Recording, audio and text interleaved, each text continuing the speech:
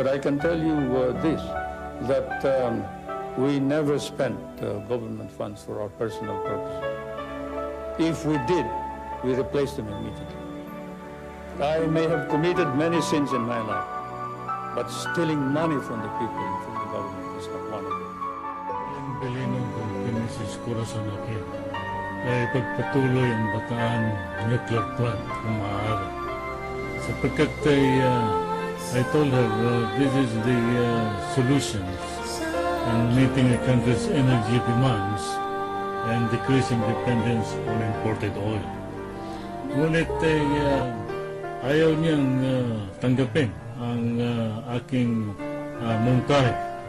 At maalala daw ng taong bayan si Marcos habang andyan ang Bataan Nuclear Plant. Anong klaseng pag-iisip yan? Ayan ay paghihiganti. Huwag natin idamay sambay ng Pilipino.